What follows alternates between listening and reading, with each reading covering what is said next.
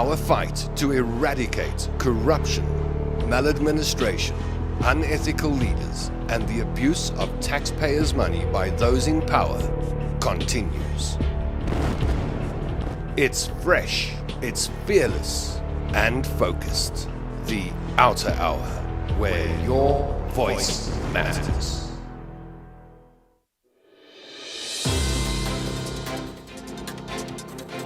Hello and welcome to the OUTA Hour. Wednesday night, 7 p.m. is when you join us live.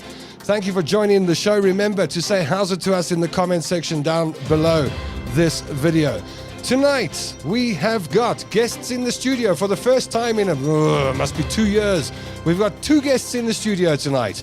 We've got Asavela Kakaza, Legal Project Manager from OUTA, joining us. In fact, let me put Asavela on screen now. There we go. Hello, Asavela. How's it going? Hi, Tom. It's lovely to join you in studio. It's good to see you too. We're going to be chatting about the latest on the investigation that you've been doing into Services SSETA. And then special guests tonight. Bongi Ngoma, the CFO in the Auditor General of South Africa's office, will join Wayne Duvenage, who's sitting quietly in the corner of the studio, but he'll join us in just a moment. He'll take Asavela's seat when she's done. So stay with us. You're going to be chatting with Wayne tonight. You're going to be chatting with Asavela tonight. You're going to be, you'll have open access to the CFO in the Auditor General's office. And you get to chat to your moderators in the YouTube feed underneath, the comment section underneath the video. Head of Comms and Marketing for OUTA, Samantha van Nispen, is taking care of you. So if you're watching us via YouTube, say hello to Samantha in the comment section down below. If you're watching us on Facebook, then Masejo Mutswaneng is your moderator this evening. You can say hello to Masejo underneath this video in the Facebook feed, and they'll say hello to you first. Now, normally, and it's become tradition now, to find our chief whip on the show, who is the first person on air. Claire, I think it's Claire Feldman has been doing very well with this, but Judy van Gilswijk's been sneaking in the last couple of weeks. And tonight, the chief whip status goes to Fikile Dada. Good evening, Artarian, says Fikile. Our chief whip this evening. Thank you for joining us. Who else have we got on tonight? We've got the show's producer inside the comment section. Devony David says hello, hello. Say hello to Devony. She puts the show together for us. Rudy Heidecker, another big, important member of the OUTA team, is on air with us this evening. Rudy says, good evening, Outarians. Michael John Billsbury joins us from the Eastern Cape. He says, hello, OUTA team. Christo Fenter says, hello, OUTA. Everybody, long time no see. Good to have you with us, Christo. Thank you. Alex Elsholm, another familiar name, joins us tonight. Hello, Alex. Melissa Whitehorn joins us from Pretoria. And we got Vut Zako on the YouTube feed. That's brilliant. Nice to see you again. Every week, Vut is there. Denise and Saul Jacob says, good evening, team. Shima Mashilo says, good evening, Outarians. Skulk Schutz is on board. Good evening, everyone. And Tom says, Skulk, thank you, Skulk, for joining us. More will join us. We'll pop your hellos up on screen as we go through the show. Remember to like and share this video so we can get it out to more and more South Africans living inside and outside of our shores. Wayne Duvenage is in the studio tonight. He's also in the comment section. You can say hello to Wayne in the comment section. Wayne says, hello all. Ian Paulson says, good evening, OUTA team. And there we go. I think that's the intro to the show taken care of. Just remember, if you haven't, between the last time I told you that 30 seconds ago, or requested rather, hit that like and share button. And hit the like button on this video. And let's get it out to as many people as we can. Now, I did say that Bongi Ngoma is the CFO of Auditor General South Africa, but who's it? Yanga Dolo says Bongi Ngoma is not the CFO, she's the head of audit. So we'll just fact check that quickly. We'll make sure we got the right titles up on screen when Bongi joins us. Okay, so shall we get into the show? And remember that your questions are welcome, that your comments are welcome, that we're looking for your questions and comments. I'll put as many as I can across to Asavela, to Wayne, and to Bongi. So without much further ado, let's start chatting about the issue at hand, and something we've been talking about for quite some time. The investigations have been ongoing. Asavela has been updating us via Zoom on the show regularly to let you know what's happening with Services SSETA and the OUTA project that revolves around it. There's also been an investigation into Services SSETA. We started to get a taste of what the investigation was yielding a few weeks ago, but Asavela has joined us in studio to give us a bit more of a look, or a better look, at the Services SSETA project. Isabella, once again, how's it? Welcome. What happened on the Services SSETA project since you last appeared on the show? What are the latest developments on your project? Right. Thank you so much, Tom, and good evening to the viewers at home. So I think the last time we were here, we had just completed our investigation report, and we had just had our engagement with a Services SSETA. Yeah. Now, for the benefit of the people who may not necessarily be following the show, since 2018, OUTA has been conducting investigations on a tender worth almost 163 million rand that Services SSETA had awarded to a consortium of companies led by Grayson Reed, the company. Yes. So from our investigations, we found a series of irregularities pertaining to procurement processes that were not followed, and irregularities that happened even after the tender was awarded. So we then compiled this report. We presented it before Services SSETA to obviously afford them their right of reply. So you presented this to Services SSETA. Yes. You've shown them what you found. Yes, definitely. They were here. They came here at our Great. offices, and Wayne was part of that engagement as well. So it was very interesting.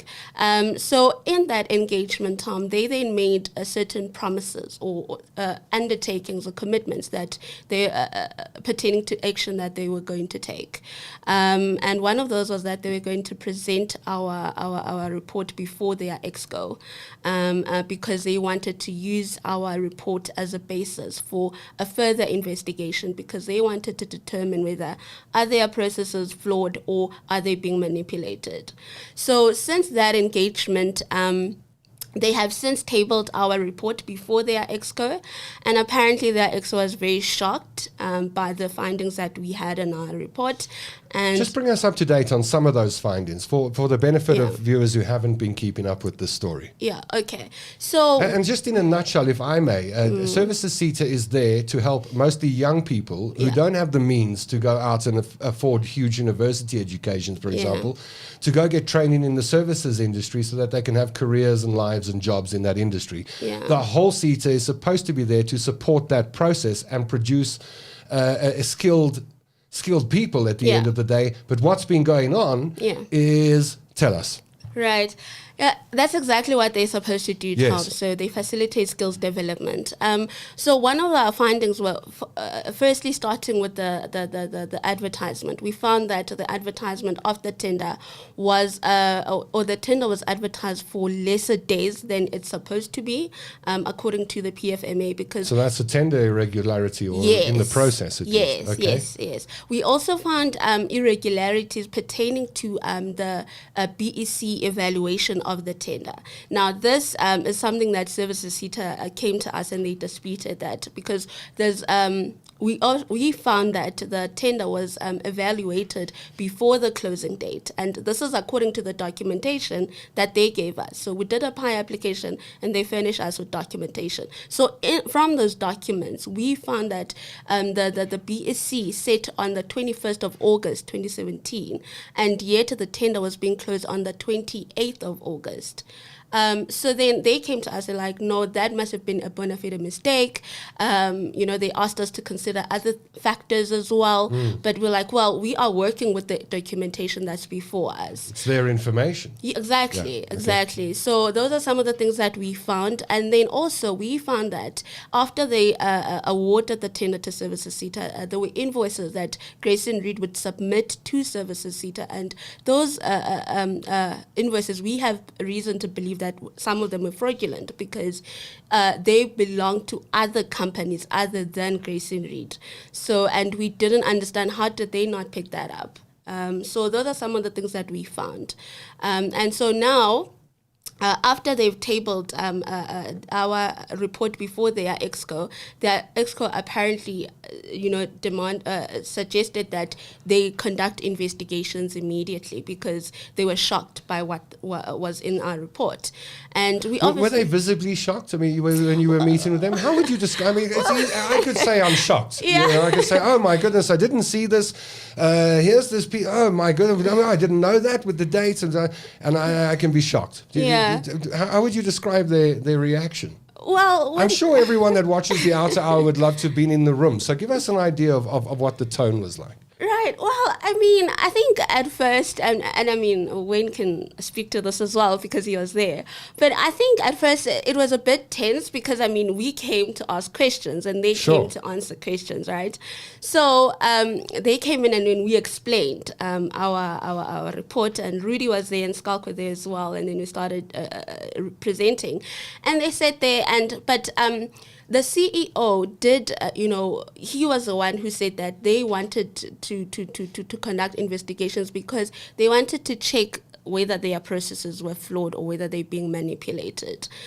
So it ended up well, I think, because From what you're telling me, it sounds like they were open to what you presented. Exactly, they were because hence they made those promises that they would, take this further. It's not just going to end in our boardroom. They really wanted to conduct further investigations, and I think as OUTA, we see that as a victory of some sort, especially now that after tabling this to their exco did say that they must conduct investigation, and not just pertaining to Grace and Reed, Tom, because we also requested other information pertaining to other tenders as well. Sure. And they refused us access to those. But after our report, they then undertook that, okay, you know what, they must conduct the investigation and incorporate those other tenders as well. And they must also furnish us with that information that they refuse us access to.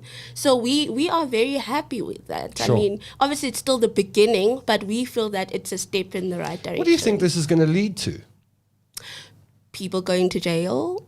Because Sure. because that's essentially what we want. I mean, today we did, as OUTA, go and open criminal charges based on our report. Have you? Yeah, but yeah, we'll get right. to that later. But Sure. yeah, we hope that this is going to yield results. People are going to lose jobs because some of the Services SSETA employees are still, like, for example, the chief financial officer, he is still in office, and yet he was there when these payments that we suspect to have been fraudulent were made.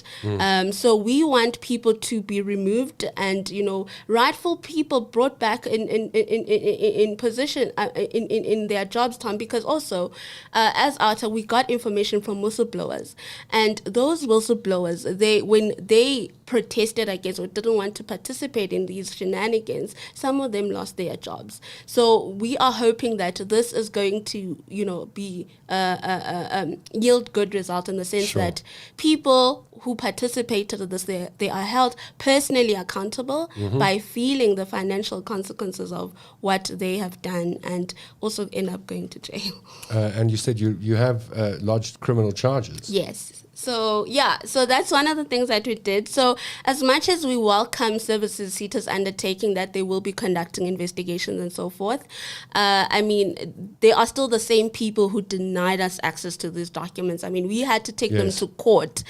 They were willing to incur legal costs because they even opposed our application to access to these documents. So we can't really just forget that. So Sure. we then decided that, okay, as much as they are investigating, we will also hand over our report to law enforcement. So we first met with the SIU and we handed over our report to them. We presented it to them as well. And I must say it was very welcome, Good. Tom. Like, it was Good. very nicely welcome. They seemed very excited about it. And then so today we then decided to open criminal charges based on the invoices. So the travel claims, some travel claims that Services SSETA, or rather Grace and Reed, Yes. they submitted to Services SSETA, but they belong to other companies. Now, we then have reason to believe that one of those companies, or they are the owners of those companies, or that company, they are in good relations with the owners of Grace and Reed, or they were in good relations Yeah. with owners of Grace and Reed, and hence something like that happened. So we want those people to be held accountable. So we lay charges against them as well, the directors of the consortiums, the Services SSETA officials who authorized payment of those invoices. That, yeah. You've been working on this project for some time, and you've been very passionate about it over the last year or two that you've been handling this. Where do you hope this goes? What do you hope the future looks like for Services SETA, and especially the youngsters who are supposed to benefit from the SETA programs? Yeah, well, Tom, I think obviously it goes without saying that education is very important in our country, and skills development in particular. Yeah. I mean, we have such a high unemployment rate, so that sector is very important.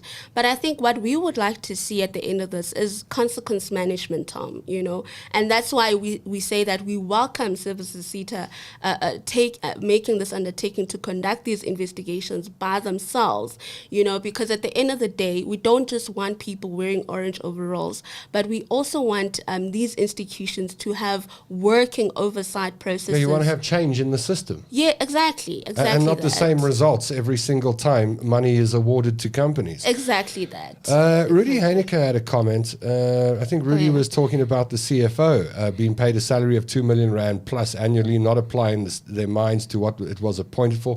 CFOs need to start looking at the documents that they sign when they sign off on millions and hundreds of millions without any evidence of services being provided. I mean, that's the point that Rudy's making. What's your comments on that? Exactly. No, that's true. I mean, obviously, Rudy knows more about this matter because he was literally on the ground and doing the investigations.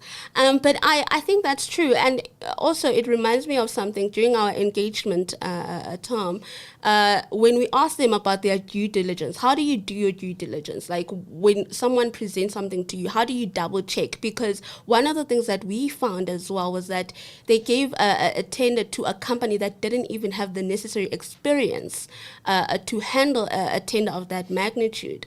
So they then told us, no, like, for example, if you tell them that you have a law degree and you give them a copy of your degree, that's it. Their investigation stops there. They don't take any further steps. They take your word for it. And I think that's shocking. I mean, it's not enough. So they really need to do the work, especially for the amount of money that they're earning. Do you think that the people who work in SETAs and Services SETA, and I'm just trying to work out how to phrase this question, because so often when we speak about this project and when we speak about corruption and maladministration in South African governments and departments, we always link it to who gets affected the worst.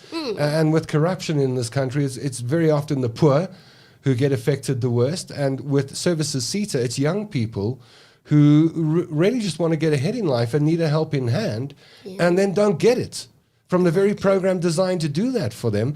Do you think from your interactions with Services SETA that the people who work there get that they're actually in service of the country and of young people's future? Yeah. Well, do you get that impression for them? I mean, it's a hard question to ask you because it's so subjective. But would you like to think that they understand that's the reason they're there, not just to earn the salary? I would hope so, Tom. I would hope so, especially after our engagement with Services SETA and the CEO, when he spoke about how, they're also looking at changing things because they see that things are not obviously yielding the results that they would like. But obviously that could always just be talk, But yeah. But you're on it. You're not letting this go. Yeah, I mean, that's why we're here, I guess, to make sure that, we keep them, we hold... When will you be happy? When will Asavela Kakaza be happy? When I see people going to jail, Tom. Got it. That's exactly got it. Yeah. Love it. Well, Asavela, thank you. It's so nice to have people in the studio, and always lovely to have you in the studio. Thank you for joining us this evening. I know you're going to jump out of the seat in a second or two, and Wayne's going to jump in, and we'll get to the business of the Auditor General's report on the performance of government departments in just a moment. And I see that our guest, Bongi Ngoma, has just joined us via Zoom. So, Asavela, thank you once again. Can't wait for the next report on the Services SETA. Things are starting to get hot. Eh? They are. Thank you so much, Tom. Asavela Kakaza is a legal project manager at OUTA and gives us constant updates on the Services SETA project. Now, when I looked at the running order for the show prepared by our producer, Devaney Davids, I saw, wow, we have important people on the show tonight and access to important people. And very, very nice to have the head of audit at the Attorney General's office on board with us tonight. Bongi Ngoma joins us. I'm just waiting for Wayne to sit in his seat and get close to that microphone. And we'll start off. Firstly, let me start off by welcoming you, ma'am. Thank you, Bongi, for joining us this evening. Lovely to have you with us on the OUTA Hour. Welcome. Good evening, and thank you so much for this privilege to come and participate in this OUTA Hour seminar. Thank you so much.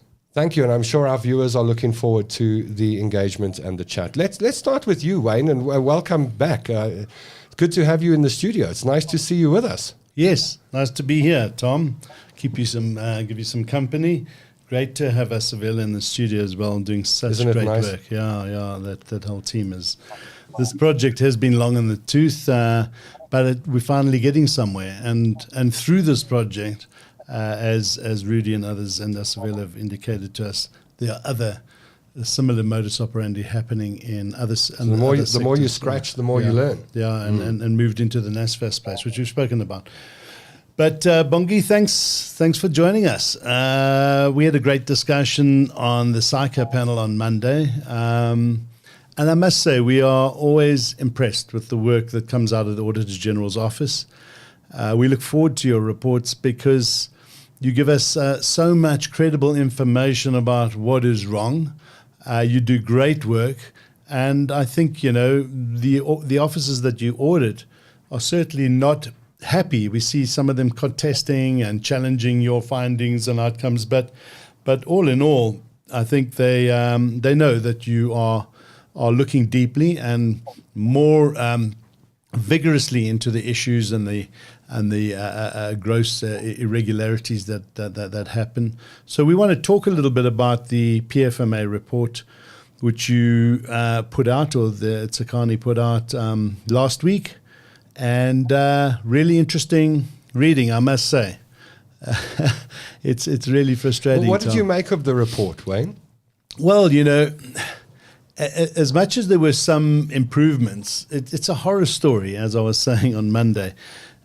These are departments that are spending your and my money. They're looking after our money. And when you see audit reports that express and expose just such gross material irregularities, qualified audits, audits that aren't even can't take place because the financials haven't been finished and finalized, serious findings that are raised in these adverse findings. I think it's about 26% of the departments manage around 49% of the 2.5 trillion rand, and they have qualified audits. They have material findings, adverse findings, and late submissions.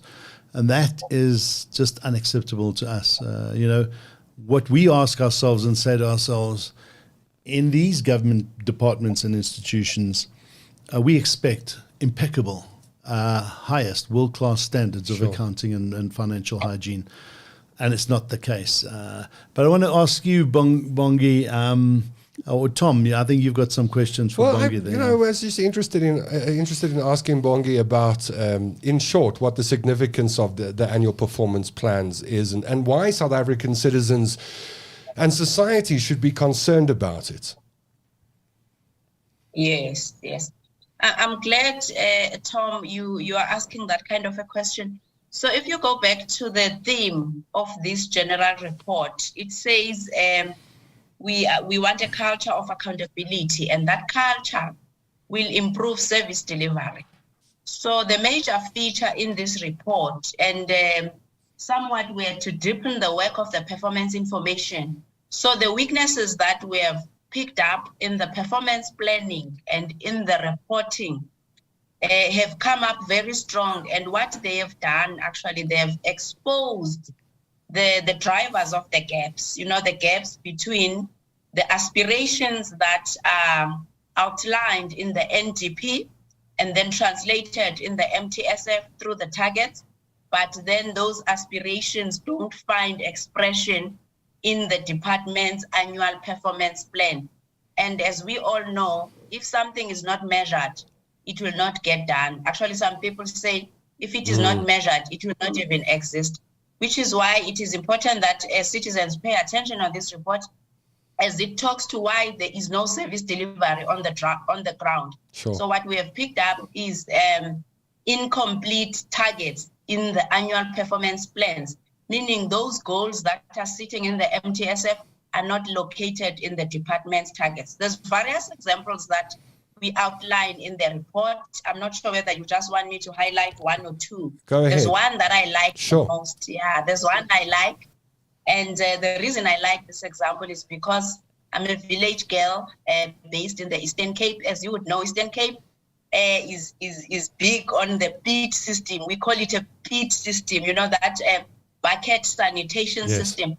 So there is a wonderful target that is sitting in the MTSF that says government is going to eradicate this bucket sanitation system. But when you look into the department's targets, this aspiration is nowhere to be found.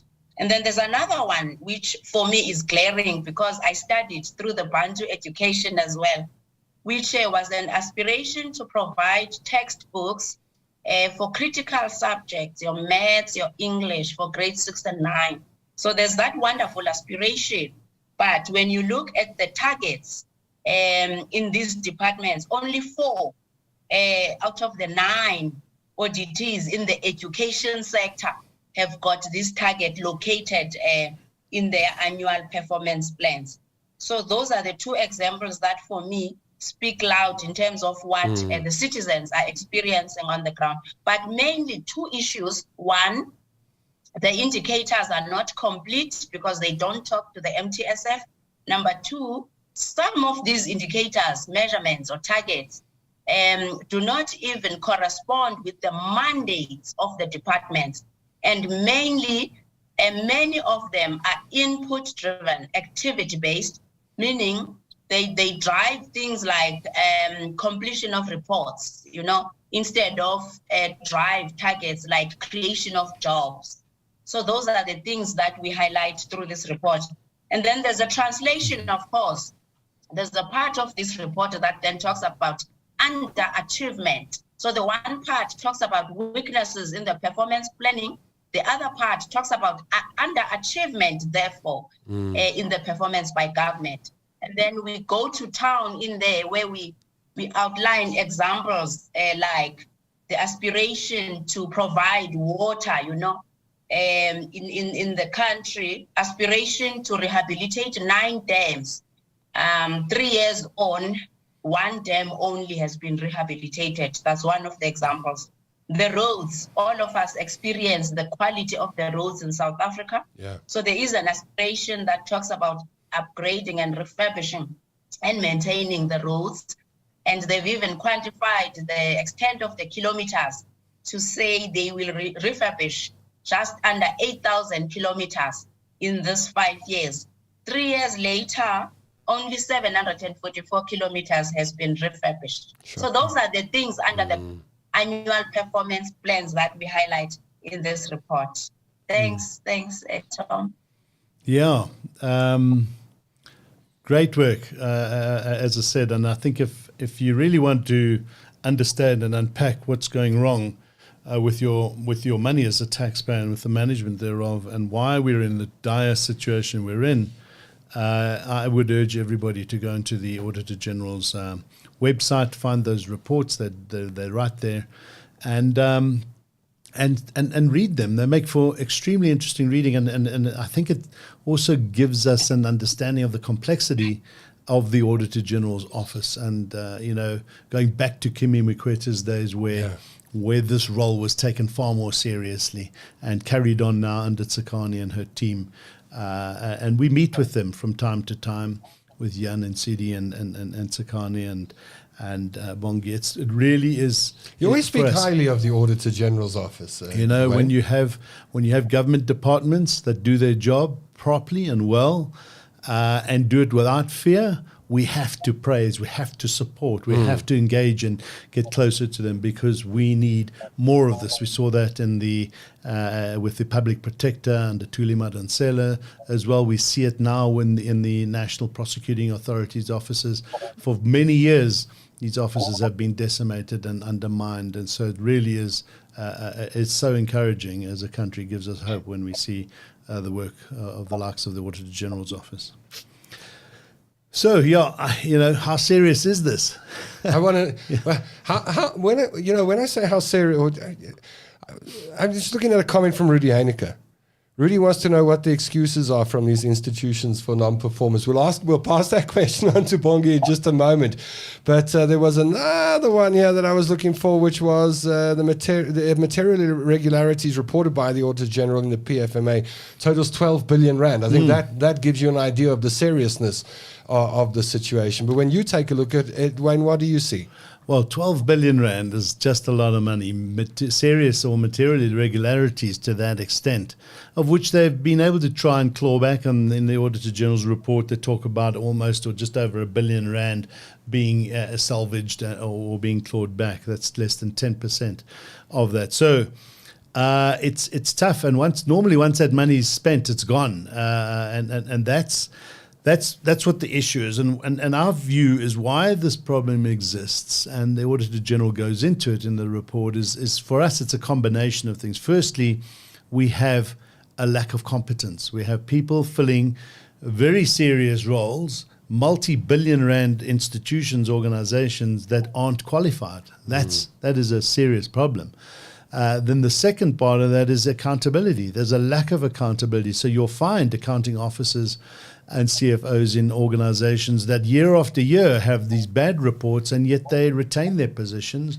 They're not held accountable, which is why, and we'll ask Bongo just now about the new powers of the Auditor General's office, how those are coming into play now as they start to use those powers to hold people to come. But we say to government, why are you not doing this role, playing this role of accountability? The next area is oversight. There's lack of oversight. And we say after the Auditor General's come, it's too late, because there are people in COGTA, there are people in Treasury, at the MEC's offices. They all should be watching what's going on. And it frustrates us to read and hear in the reports and see it ongoingly that a project will be awarded, let's say a road construction or a school construction, to a tender, a successful tenderer, who then gets paid up front.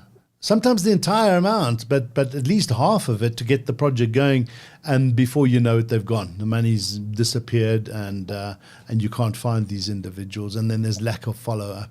So there's this lack of oversight, lack of accountability, lack of transparency is the next big issue. For us, transparency is the enemy of corruption, and the more we can make this transparent, and the government talks about transparent and open procurement systems, but it's not happening. It's not happening fast enough. So it was very encouraging on Monday, Bongi, to hear Lindy from Treasury talking about engaging with the World Bank and the IMF on becoming more robust in their procurement systems and transparent. But we've been talking about this as government for a long time now, and we need it to happen yesterday. I've always said, I quote this example that, I think of the community in the Eastern Cape, where 14 million rand was spent on a set of toilets that was supposed to be built. Well, that money would never have changed hands if they knew that somebody was going to earn that amount of money. And so the more transparent and upfront we can get society to watch what's happening, the less of this money will flow, the more the red flags go up, and we'll stop that. So that's just a combination, Tom, of why these problems exist. And government has to, I think the Auditor General speaks about this ethos and this drive for the energy that is required to take managing taxpayers' money more seriously. Bongi, in the audit work that your office has conducted, what kind of root causes have you identified that contribute to the bad state of infrastructure projects? Yes. And I think Wayne has touched on all of them. I marvel at how he speaks so well about these things, as if he also works for the Auditor General. But what we have seen, of course, is that, number one, government does not derive value for money on these infrastructure projects because of the inefficiencies and the ineffectiveness in the delivery of these projects. And I think Wayne has given a nice example around this 14 million in the Eastern Cape. But what we've seen, of course, the poor health health facilities, as we all know them, we've seen slow delivery of houses. We have seen this quality of the roads. But then what sits behind it? What are these drivers around the project management and the disciplines? And so we've seen that there's lack of disciplines, whether it is around the costing itself, the quality project supervision. So there would be contractors that are appointed that cannot even perform or deliver on that project. There would be inadequate needs assessment, poor planning, and in between the life cycle of the project itself, there would be ineffective monitoring and supervision. I think Wayne talked about it a lot. Sure. The lack of oversight in these projects. And then one other thing we want to elevate quite strongly is the failure in the intergovernmental coordination and collaboration, where the local government need to speak to the national government as well, where schools would be built, but water and electricity services would still be missing. These houses would be built, but the services are not on the ground. So it's one of the items that's coming strong in this report as the drivers of this failure of infrastructure, whether it is the maintenance or it is the new built infrastructure. Also, what we've noted in some of these infrastructure that get to be delayed and prolonged and go on and on for 10 years, some of the projects end up being abandoned. We see quite a lot of those projects that are not completed, but money has left the bank. We see some completed, but the quality is not at the desirable level. We see some completed, but not utilized. The services are not in place. And then we see quite a lot of them that are damaged or vandalized because they are not utilized. So those are all the root causes that we pick up around the whole infrastructure on dealing with the aging or dilapidated or even new built, because the number of citizens, number of beneficiaries are increasing in the country. Thanks. Back to you, Tom. So often on the show, over the years that we've been doing it, we talk about maladministration and corruption, and very often the word inefficiency comes in. And I'm glad you used that word because I guess it forms part of what you do as a job and a career. That efficiency is something you seek, and it's become my favorite word of 2022. I've got to keep reminding us myself where we are. But I look at the problems, just a personal aside, when I look at the problems we have in South Africa, I always think if we understood that we got the efficiency at the right level, and how to get there is another story. But if we chased efficiency as a nation, we wouldn't be talking about pit latrines, and we wouldn't be talking about problems in SSETAs, et cetera, et cetera. We'd be looking for outcomes. Does it frustrate you, or are you hopeful as you sit in your position and seek efficiency? Yes.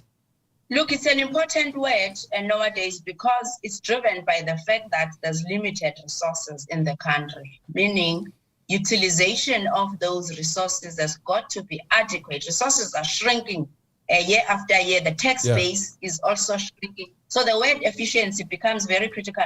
Also, if you unpack the area, you ask a critical question now, are we frustrated?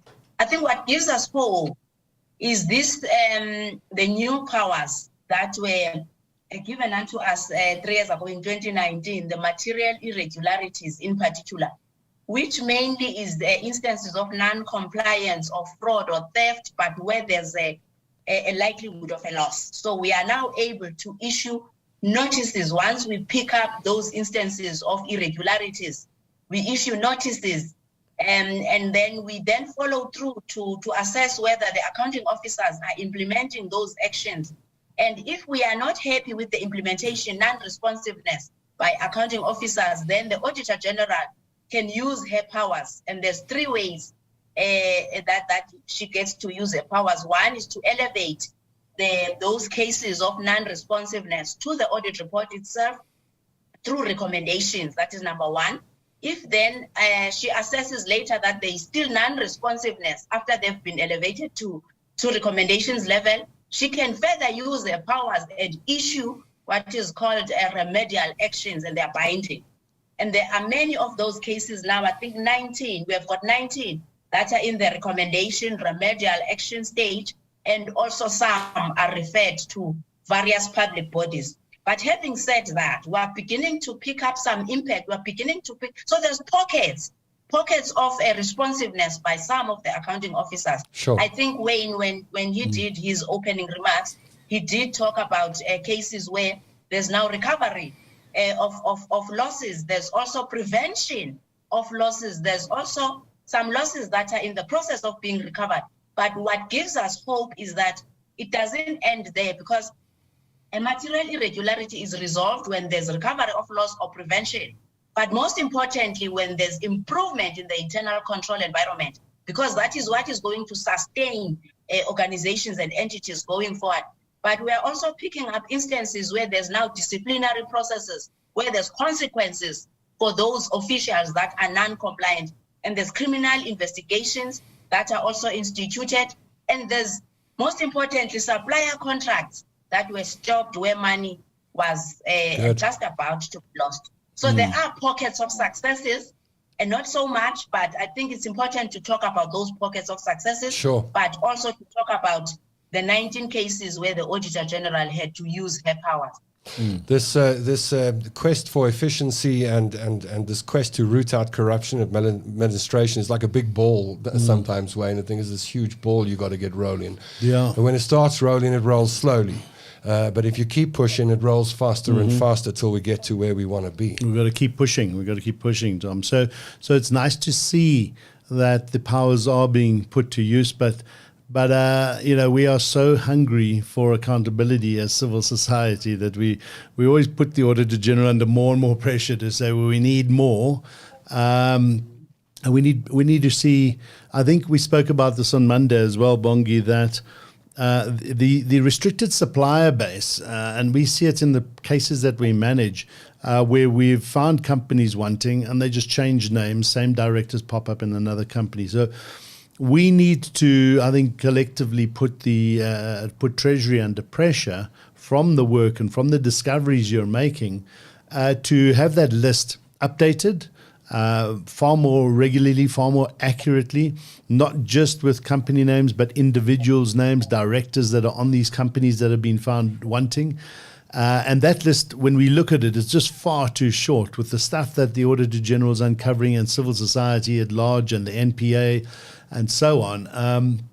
We just think that the Treasury's office needs to do that work a lot better. So looking forward to pressure there. And on top of that, what are the actions that companies and individuals must undertake or undergo in order to get themselves off those lists? Certainly companies. I think companies very often do pay back the money, apologize, but when they go to the extent that we ask them to go to, which is hold those directors accountable, lay charges, have them declared as delinquent directors, put in place systems and processes that look after whistleblowers and never allow the types of transgressions that happened to take place. Again, that to us is a sign that those companies should come back in, and sometimes you'll find that they will be better off. I look at what Collier's doing at EOH, taking the role seriously, going after individuals, fixing the organization, and sometimes those are the organizations that are going to give the best service with no corruption going forward. So there has to be a plan. You can't just say, well, Bain, you're banned for 10 years. Yes, you've paid back the money. Yes, you've apologized. And yes, you've fixed your systems.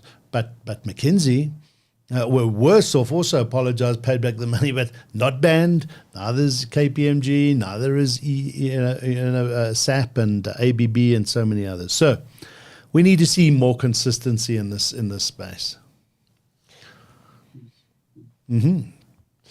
Bongi, the other thing that I picked up on while we were chatting earlier, you actually mentioned some of the projects are affected by this, so the infrastructure development projects, the initiatives that just don't come to fruition. And you mentioned pit latrine toilets in the Eastern Cape, for example. so often we talk of billions as if they're millions and millions as if they're thousands nowadays, without a real grasp on what that money that is lost or misspent or not spent at all could do for South Africans.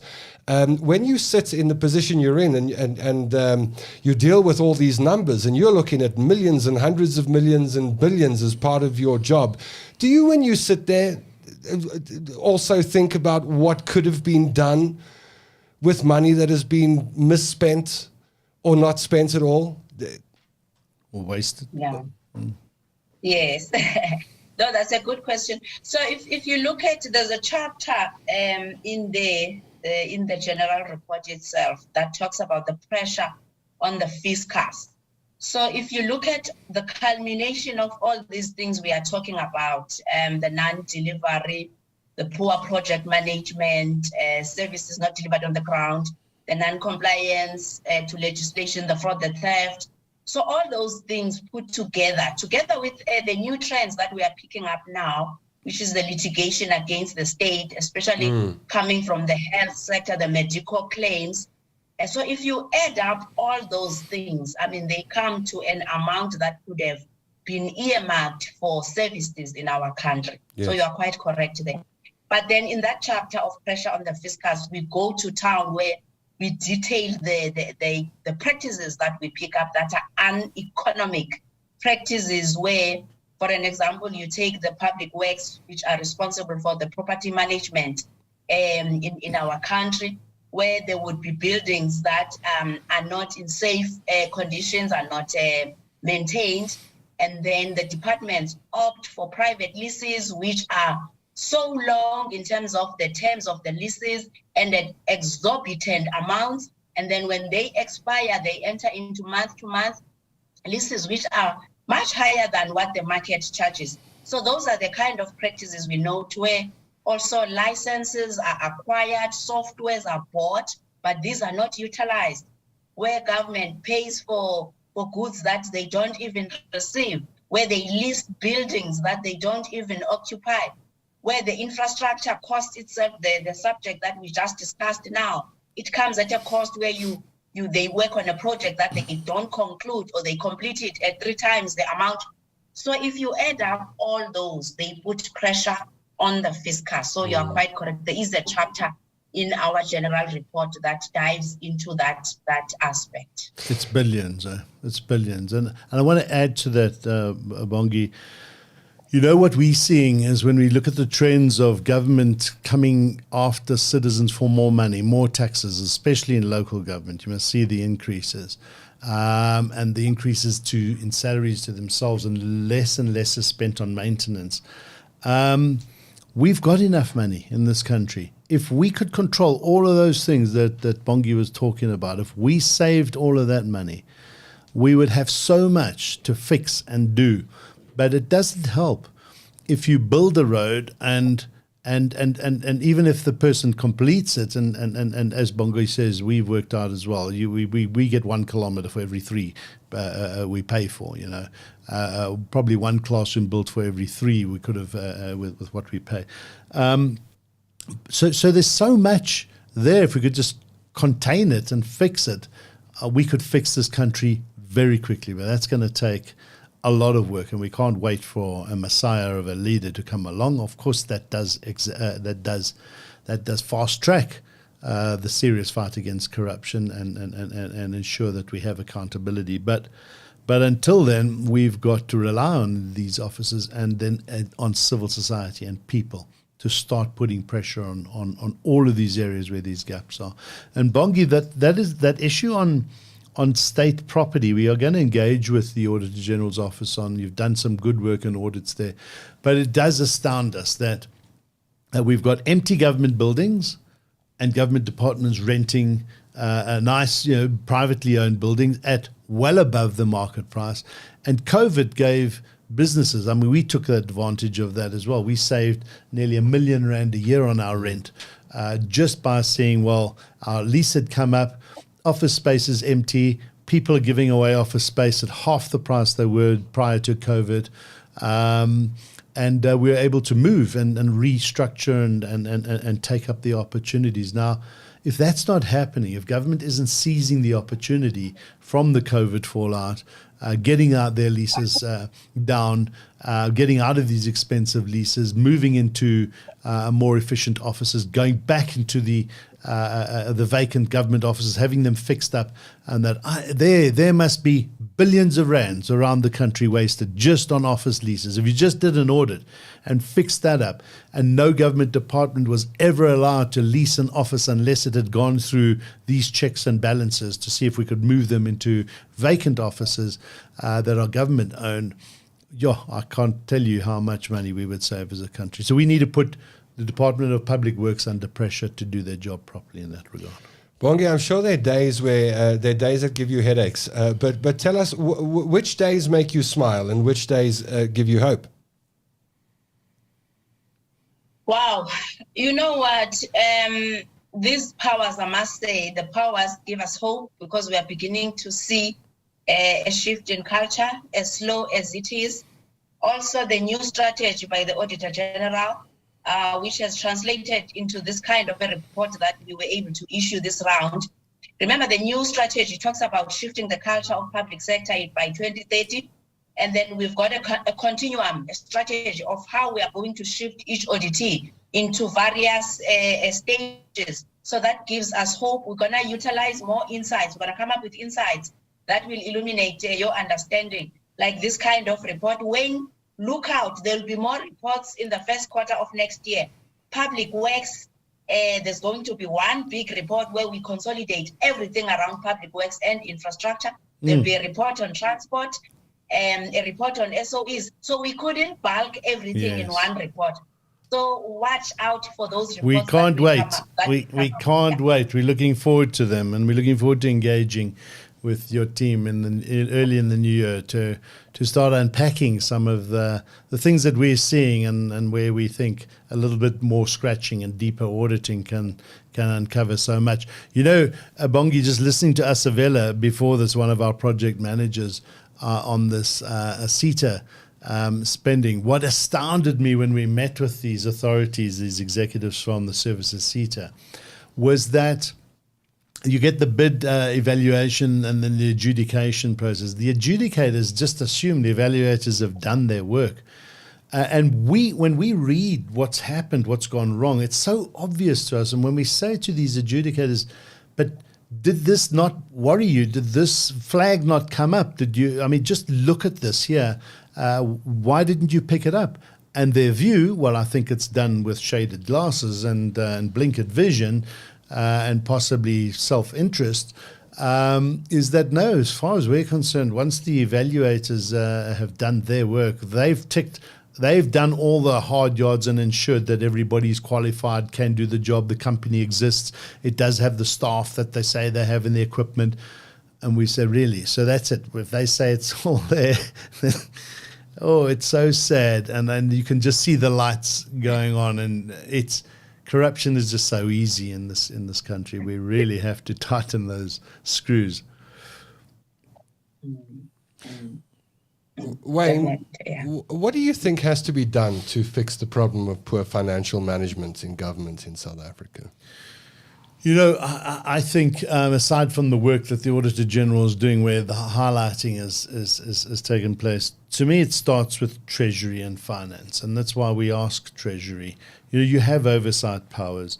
You give these provincial departments and municipalities and government departments a lot of money, and yet you see these reports year after year, and next year you will dish out the money again, over 100 billion rand to Gauteng and other provinces. That's what Woods is saying on screen now, report after report, but the big thing is action, isn't it? Yeah, and you know, I think we're going to see a very similar report next year again. You know, I don't think you'll see mega shifts.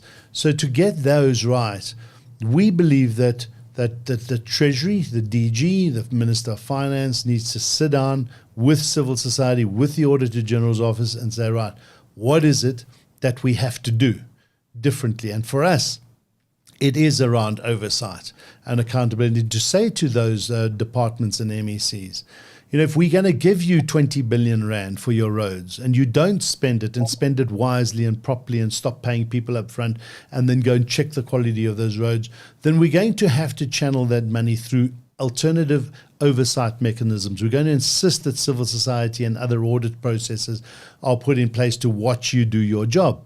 That's just one idea. Of course, the others are get the competence levels right.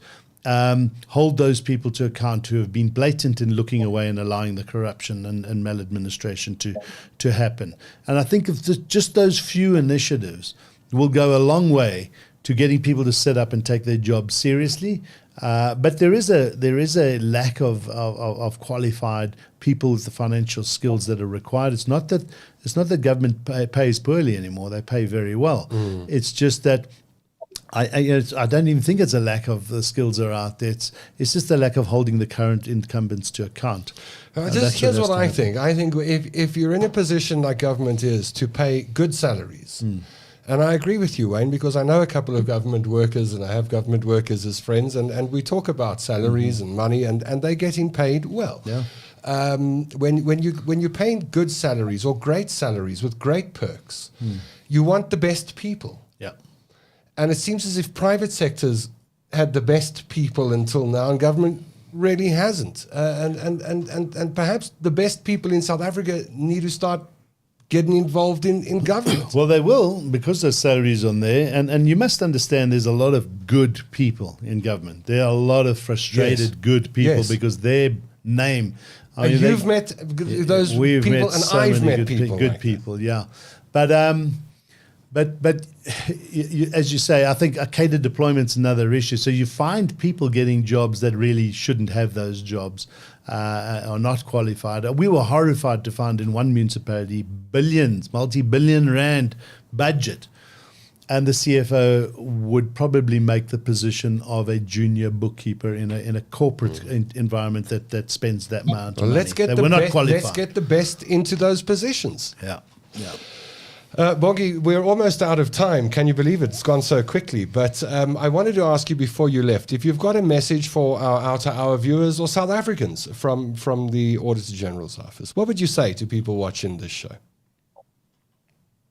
Yes, I like this last conversation that talked about capacitating government so that there's adequate capability. As you know, capability will enable accountability. Yeah. So what I would call upon, which is located in our general report, is that everyone must play their part to ensure that there's accountability in our government, to ensure that there's culture of transparency, integrity, of performance and accountability. All role players, whether you are the official, the internal audit, unit, the audit committees out there, the accounting officers, executive authorities, that is the ministers. And then Wayne talked about the coordinating ministries, your COCTAs, your planning, monitoring and evaluation presidency, treasuries. Ignite action and ignite commitment to resolve the weaknesses that are in the system. So that is what we are calling for as the Office of the Auditor General. Yeah. And before we let you go, Bongi, Sabran Struvik sent a message to us on our YouTube feed, and Sabran says, well, there's a whole lot that Sabran says, but Sabran says you won the CFO of the Year Award in 2021. Is that correct? So we have an award-winning CFO on the show. When was it? 2020. Oh, well done. 2021, first in public sector. So I think it latches on that conversation. You were saying there are no good people in public sector. There are. I'm one of them. Well, we know an award-winning CFO now. So listen, it's been delightful chatting with you. Thank you, Bongi. Thank you for firstly sharing your time with us and your insights. We do appreciate you coming on the show and hope that we have you on again. And most of all, hope you have a lovely Wednesday evening once you say goodbye to us this evening. Thank you so much. Thank you so much for the opportunity. Thank you. Thanks, Bongi. We really appreciate you coming on tonight and look forward to more engagements in the future. Keep up the good work. That's Bongi Ngoma, the Head of Audit at the Auditor General of South Africa. Wayne, just a couple of seconds to go. We're winding down. The year's almost done. Eh? It's amazing. What kind of year has it been for OUTA? I know we'll wrap up in another show, but briefly. Yeah. Every year, so we're talking about it today, every year we start out the new year saying, well, this next year can't be as bad as the last one. It's got to be better. And it never is. And it never is for a number of reasons, because the world is getting tougher. Yeah. We're working faster. I got a friend in Sweden who's talking about load shedding for the first time, and I've got friends in the UK talking about load shedding for the first time. Yeah. So these issues we're grappling with. Yeah. Although corruption is no, we got through the roof in this country, but we got to grab these global issues and these big issues we've got. Well, we got to fix grab this them country. and fix it. Yeah, we got to fix South Africa first. Are you still positive? Are you still hopeful? So many years down the road. I keep having to say and remind ourselves, this time 5 years ago, Jacob Zuma was in charge of the ANC. And we said, well, if he wins another 5-year period, we're done. And, Tom Moyane would still be in the heading up SARS. You'd have Sean Abrams. Remember, those guys have gone. Now, not enough. Just watching the run-up to the elective conference in December, you can, my impression is that some of the rot that you're talking about is now sitting outside of the fence. There's a huge challenge for the soul of the ANC, the rotten soul of the ANC. Look, What makes me optimistic is that next year is the lead up, the year before the next national elections in 2024. We've just released a video called Be the Boss. We want to start driving the conscience thinking around, even if you don't like any political party, you need to vote. You need to vote for the least bad. You've got to, because the research shows that the more the turnout, the less the ANC's percentages.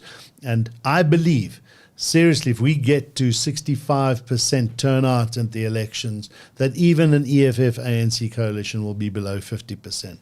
Now, that all depends on a number of dynamics that happen. That depends on how we manage coalition governments. I think we're paying the hard yards and school fees at the moment.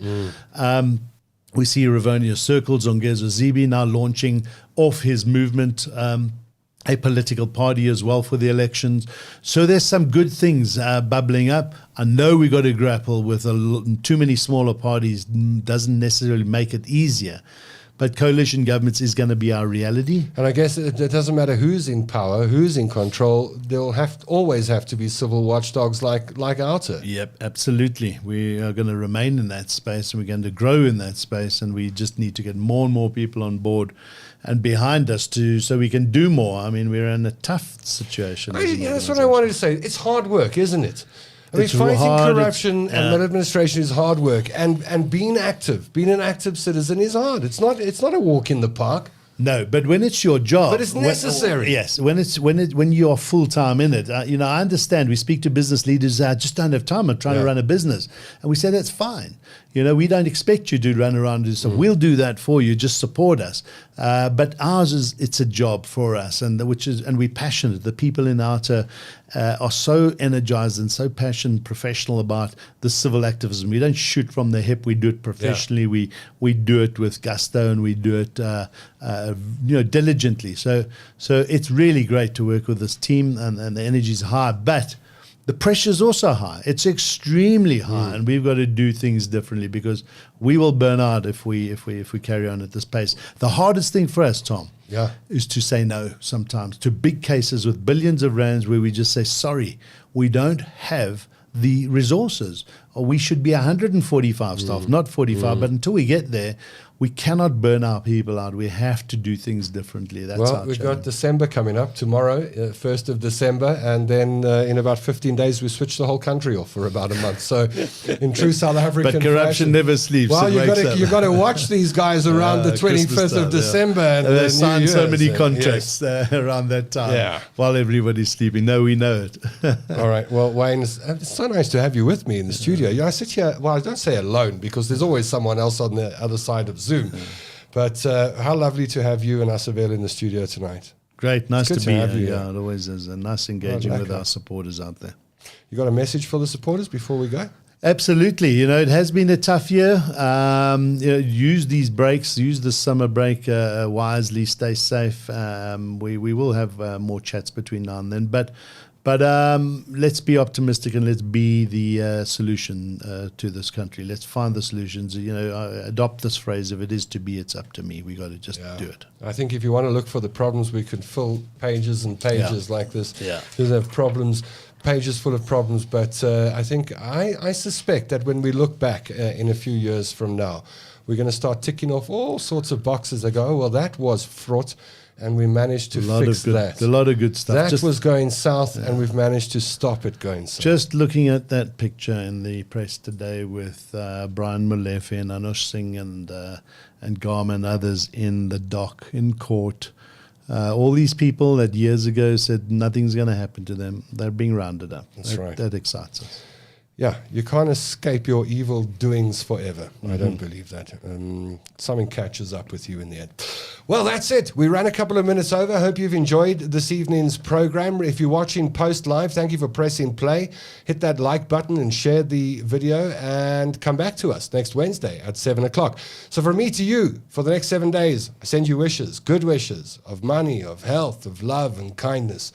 And most of all, hope that you come back 7 p.m. next Wednesday. It's a date. Don't be late for another OUTA Hour. Until then, I'm Tom London, and I miss you already. Our fight to eradicate corruption, maladministration, unethical leaders, and the abuse of taxpayers' money by those in power continues. It's fresh, it's fearless, and focused. The OUTA Hour.